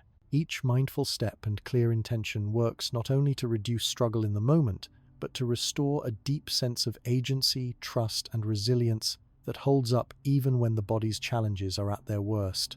All this practical attention to daily living, making honest choices, and keeping the mind steady feeds right into something that's a bit deeper for many Buddhists, seeing pain not just as a random problem to overcome, but as a genuine part of the path to wisdom and even liberation from suffering. Plenty of people are surprised to hear that seasoned Buddhist teachers, monks, and even lay practitioners are open about their experiences with physical pain, injury, chronic illness, or emotional suffering. For them, pain isn't an embarrassing failure or merely a setback. It's a teacher, a challenging one, yes, but a teacher nonetheless. This attitude shows up in the way pain is talked about, understood, and put to use for personal growth. From the earliest Buddhist stories, there's an idea that the Buddha himself only reached deep peace after understanding the universality and inescapability of pain. The Buddha famously encountered illness, aging, and death, and instead of ignoring these facts, he decided to look right at them. The lesson that came from that was both straightforward and challenging. Life includes pain, but it's possible to work with it productively. When pain is accepted as a fundamental experience, rather than viewed as an interruption to real life, something changes inside a person. Pain becomes a signal, a signpost, or sometimes an invitation. Maybe it's a call to slow down, to pay closer attention, or to get honest about what's happening in your body, mind, or relationships. The Buddhist tradition puts a lot of trust in facing things exactly as they are, instead of pretending or wishing for something different. When pain arises, the first step is to acknowledge it without turning away. This kind of acceptance doesn't mean just lying down and letting pain take over. It means a willingness to greet pain openly, sometimes with curiosity, sometimes with a bit of courage, to notice what mental stories show up at the same time. People who do this find that pain loses some of its emotional weight, even if the discomfort itself remains. By being honest about what's happening, rather than fighting or denying it, practitioners build a foundation for deeper insight. For a lot of people, this shift is the opposite of what's expected. Most of us were taught from a young age to avoid pain at all costs, to tough it out, or to cover it up as quickly as possible. Buddhist practice, instead, encourages you to learn from pain. How do you react to it? Do you become angry, hopeless, or anxious? Do you judge yourself for feeling weak or broken? Each of these reactions is a window into your habits, your fears, and your relationship with yourself. Meditators and monks talk about pain as one of the fastest ways to discover how the mind works. In meditation retreats, for instance, people sit for long periods, and discomfort is inevitable. In these moments, you have a choice. Fight the pain, run from it, get lost in stories, or pay attention to how your mind moves. Time and again, people find that as they patiently observe pain without flinching or escaping, it transforms not always into less pain, but into a teaching moment. You see how thoughts and emotions make pain worse or better.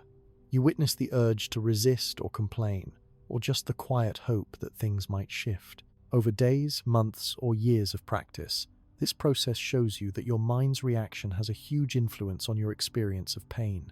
In this way, pain becomes a laboratory for training patience. Anybody who's had a stubborn headache, an aching back, or soreness from illness knows how strong the impulse to escape or fix pain can be. Buddhist practice takes a different tack. If you're hurting, the instruction is not to force your way through or to suppress what you feel, but to stay present moment by moment, breath by breath. This attitude builds patience, especially when nothing you try seems to bring immediate relief. Steadfast patience isn't passive resignation, it's active engagement, noticing each sensation, waiting, breathing, and staying with yourself through discomfort. Equally important is the cultivation of compassion that comes from dealing with pain. When you've felt deeply unwell or struggled with persistent aches, you're more likely to understand what others are going through. Buddhist communities take this to heart. If you've learned to be patient and gentle with your pain, it naturally turns outward, becoming greater tolerance and empathy for friends, neighbors, family members, and even strangers. In daily life, you might find yourself less impatient with others' mistakes or less judgmental of someone else's struggles. There's also a kind of humility that develops from being honest about pain. Nobody is immune. Everyone ages. Everyone's body changes. Everyone loses something or someone. In Buddhist practice, there's little use pretending otherwise. Facing pain directly allows you to witness your vulnerability and dependence on others, which are usually facts of life, not failures. A person who accepts pain as a basic reality is often less defensive, more open, and more willing to reach out for help or to offer it. Pain can teach you about letting go. When you notice how much time and energy go into fighting, resenting, or trying to control pain, it can be a wake-up call. Buddhist teachings say that a lot of suffering comes not from pain itself, but from clinging to comfort, certainty, or control. The practice is to acknowledge this attachment and to practice relaxing it, at least for a few breaths. Even if pain returns, the grip of fear, frustration, or bitterness can ease up. Each encounter with pain becomes an opportunity to practice gentle surrender, not giving up, but letting go of the mental constriction that amplifies pain. For some, the journey with pain is long-term chronic conditions, injuries, illnesses that last for years rather than days. In these cases, the Buddhist approach asks you not to deny the reality, but to keep learning and adapting. Where are your limits today? Is there a new way to rest, move, or ask for what you need? Some find themselves pacing their activities, planning rest, or tuning into the body's shifting needs with humility and attention. Instead of being stuck in comparison to an old, healthier self, the focus is on meeting the present situation as skillfully as possible. Monks and senior meditation practitioners often speak of how their hardest moments of pain brought their best insights. Sitting through discomfort without escape, learning to breathe with it and notice every detail, has a way of making the mind clearer and more flexible. Even outside formal practice, people living with physical or emotional pain can testify to the surprising sense of strength that can follow a tough spell. They often say things like, "If I can sit with this, I can handle a lot more than I realized." Something that often goes overlooked in standard pain management is the role that meaning and purpose play in how pain is handled.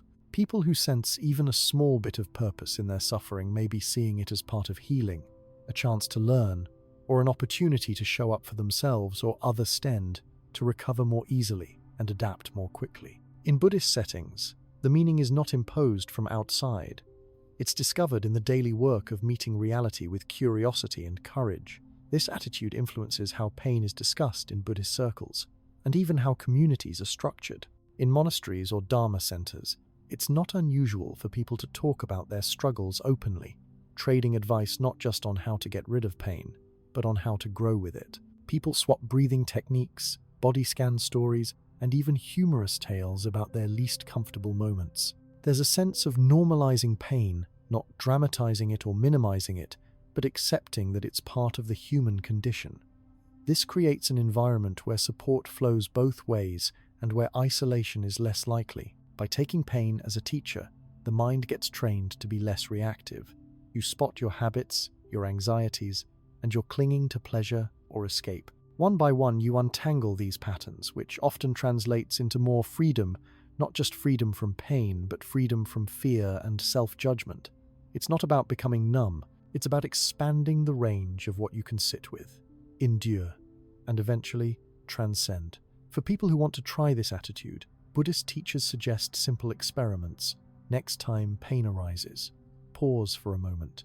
Name what you're feeling without judgment. Notice where your attention goes and what stories arrive. Maybe resentment, fear, resistance, or irritation. Let yourself feel whatever's there without adding more layers of blame or panic. Just stay present, breathing slow and steady, and watch what happens. Over weeks and months, some pain may soften, but even when it doesn't, the sense of helplessness or defeat shrinks. You find you have more options, maybe to move gently, to comfort yourself with kindness, to ask for help, or simply to wait out the next wave. Confidence grows, not because pain vanished, but because you've become less afraid to meet it head-on. Buddhist scriptures are full of real accounts where practitioners gained deep wisdom in moments of discomfort. Some tell of monks who sat through fevers or broken bones in rough conditions. Others describe laypeople finding new gratitude and clarity during long hospital stays or after loss. In every case, the wisdom gained wasn't just knowledge about how to avoid pain, but a bigger, softer, more open way to live with it. This perspective even touches liberation in the Buddhist sense, which is mostly about being free from the cycles of knee-jerk reaction, misery, and confusion. With enough practice, pain like pleasure, like thoughts, like emotions, becomes something to see with clarity, rather than as an enemy to fight all the time. That clear seeing brings more calm, less inner drama, and a growing sense of freedom and possibility, even in the midst of challenge. One especially interesting aspect is how this way of living spills over into relationships. When you've practiced facing your pain honestly and kindly, you're less likely to lash out in frustration at others, and you're better able to show up when someone else is suffering. That ripple effect makes communities more resilient and loving.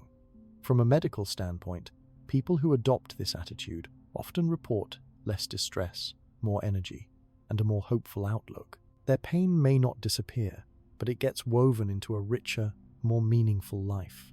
Doctors and therapists who work with chronic pain patients see these same patterns.